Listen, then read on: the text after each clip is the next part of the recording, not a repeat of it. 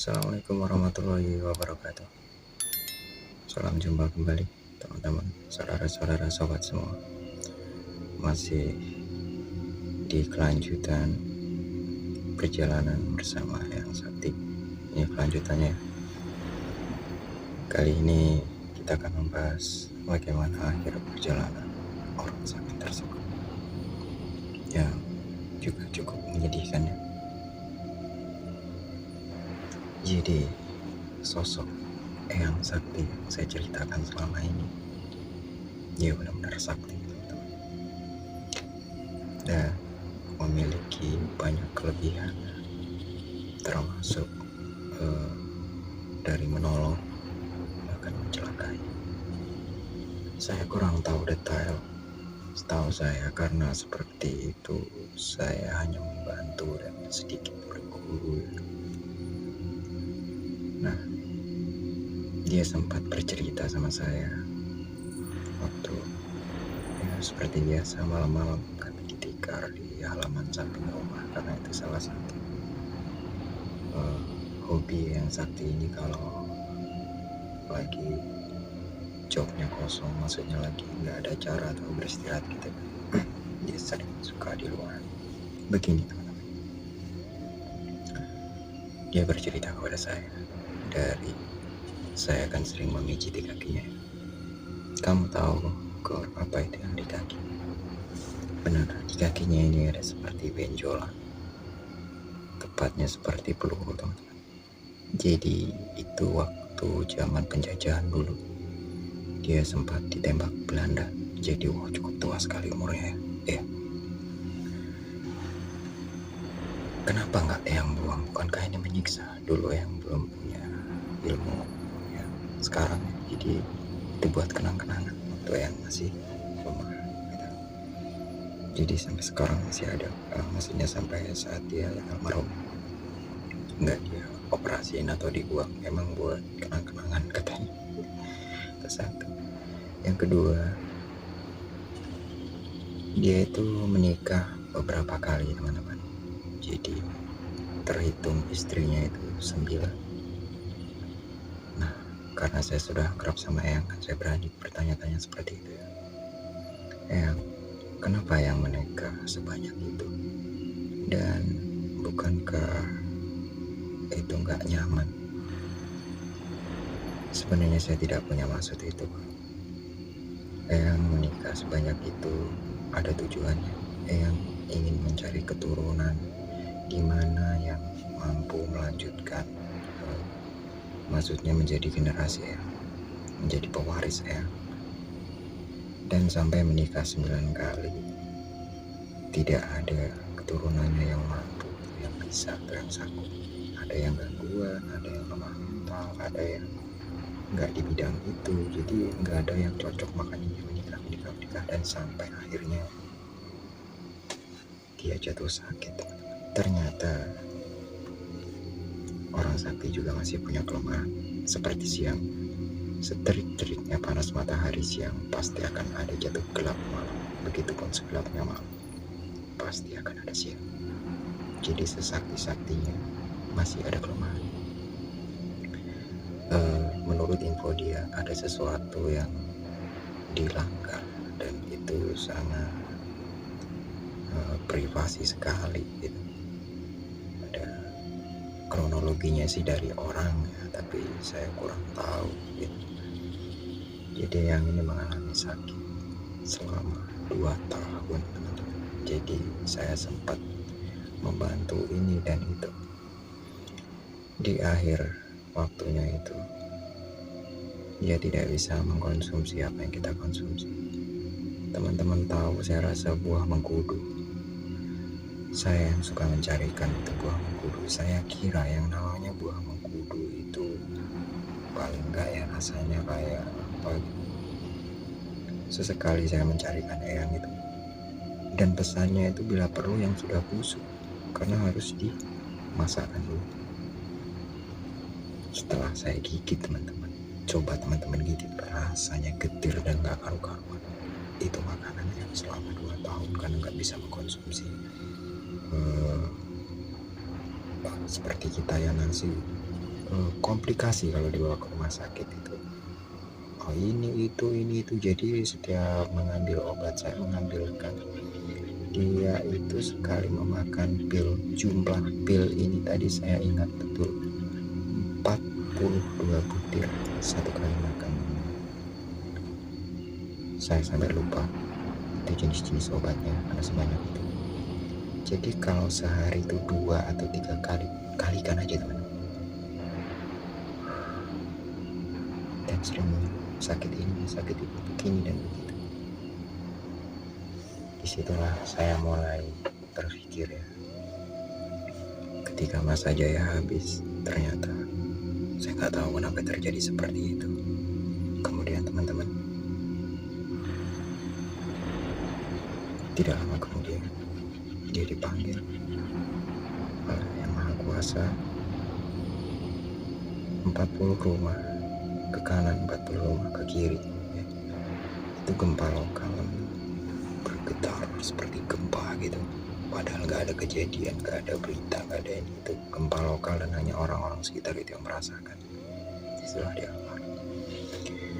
saya jadi miris, ngeri, dan mikir karena saya sempat memiliki beberapa ilmu ya. Jadi ketika saya merantau di tempat lain, orang yang saya tempati selalu bermimpi katanya saya itu diiringi barisan tentara atau ada 2 orang besar di belakang saya. Padahal saya jadi nggak tahu, jadi bingung sendiri gitu karena saya nggak merasa seperti itu. Dan ini kesaksian istri yang masih hidup ya di sana. Pusaka Eyang dan peti-peti Eyang ini masih ada, dan dia tidak memiliki keturunan yang sanggup untuk diwarisi ilmu. Jadi akhirnya ilmu orang sakti ini terputus, dan itu terakhir saya melihat orang sakti. Peti-peti itu teman-teman, menurut kabar istrinya sering bergerak seperti marah, seperti mau keluar gitu. Cukup mengganggu, berisik seperti suara rumah itu seperti dilempar, digaruk seperti ada orang ngamuk ya, seperti biasa kan dulu dikasih umpan teman-teman ya. Dan setelah yang nggak ada kan nggak ada yang mengurus ya. Jadi tetangga, saudara, teman, sampai tetangga desa sering kesurupan, suara ngakak-ngakakan sampai istrinya nggak betah ya. Akhirnya dibukalah kunci peti-peti tersebut. Benar, setelah dibuka lagi ruangan khususnya, peti-peti itu terbuka dan banyak yang hilang. Ini benda hidup semua dan terbang sendiri-sendiri nggak tahu kemana.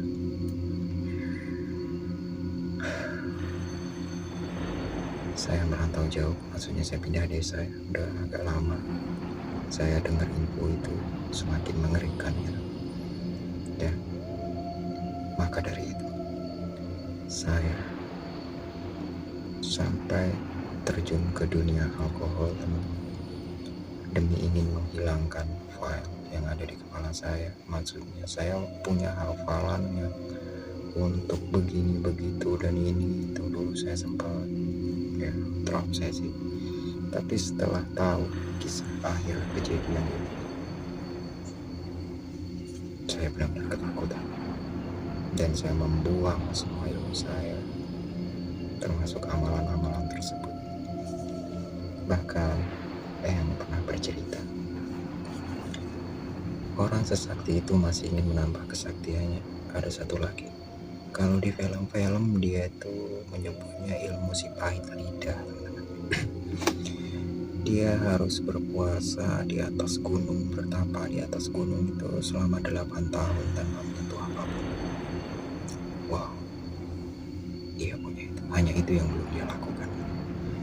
Jadi kalau mau menangkap sejenis makhluk halus atau menyuruh atau minta bantuan mereka itu sangat mudah gitu ya. Bahkan kalau ada yang maksudnya nakal itu dihukum sama dia bisa menghukum gitu teman-teman. Itu yang saya aneh. Wajar saja dia kekurangan rasa takut ya. Dan si Kunti tadi juga berhenti mengganggu saya ketika yang bilangin jangan diganggu, masih terlalu muda atau gimana mungkin ya. Buktinya sudah jarang.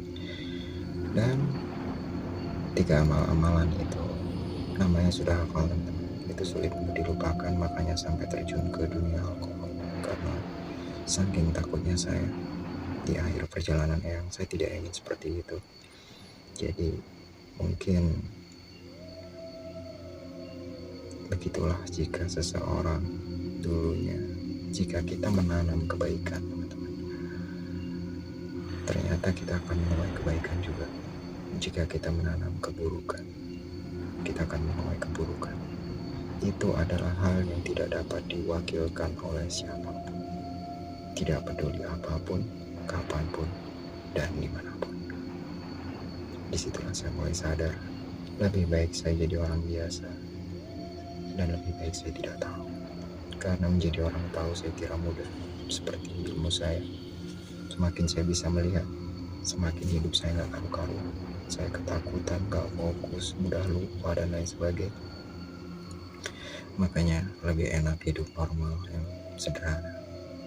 Setelah saya lupakan semuanya. Bahkan itu tadi, saya terjun ke dunia alkohol. Sempat seperti itu. Demi ingin melupakan, pernah saya membenturkan kepala saya. Karena saya selalu, kalau ada suara saya ikut dengar. Saya ikut mendengar, ada jeritan, ada wah. Ya, lama-lama gak takut, tapi akhirnya kita itu gak nyaman, gak tenang dengan hal-hal seperti itu. Dan lama kelamaan, setelah saya lupa, telinga saya tidak berfungsi lagi, dan saya tidak bisa melihat itu lagi. Perlahan saya pulih normal, dan saya tidak bisa lagi melihat hal seperti itu. Bahkan rasa takut saya pulih seperti dulu. Jika ada sesuatu saya merinding lagi, tapi hanya satu yang tersisa teman-teman. Jika ada seperti itu, saya tidak bisa melihat dan saya tidak bisa berkomunikasi atau mendengar. Tapi saya bisa menangkap getaran mereka. Saya masih merasa gitu kalau ada sesuatu itu masih terasa. Tapi saya tidak mau memperdulikan. Saya ingin normal seperti lainnya. Jadi saran saya teman-teman, betul patah mengatakan semakin besar muatan akan semakin besar gelombang, dan kita akan menuai atas apa yang kita tanam. Maka dari itu saya akan melangkah dengan kompas, dan saya akan lebih berhati-hati dalam mengambil keputusan atau bertindak. Tidak ada orang hebat teman-teman, kecuali yang di atas. Hanya kepadanya kita akan kembali. Oke teman-teman, inilah akhir kisah dari perjalanan saya dengan Eyang Sakti. Cukup seru, menegangkan, menyenangkan, juga menyedihkan pada akhirnya. Makanya saya ingin jadi normal. Oke. Masih banyak lagi cerita. Makanya di versi-versi sebelumnya kenapa saya takut lagi dengan hal seperti itu, karena saya sudah kembali normal. Dan masih banyak lagi ya. Setelah itu, setelah pindah desa ini, ternyata seperti itu juga nggak di satu tempat, di mana-mana juga ada. Jadi oke, teman-teman semua, inilah akhir kisah Eyang Sakti, dan sampai jumpa lagi di pertemuan selanjutnya. Tetap di channel ini tentunya, dengan kisah-kisah saya yang pernah saya beri cuplikan tentang tersesat di hutan, benda bertuah, dan lain sebagainya. Kisah nyata masih bersama saya dan selalu kisah nyata. Oke teman-teman, sekian, terima kasih. Assalamualaikum warahmatullahi wabarakatuh. Sukses selalu.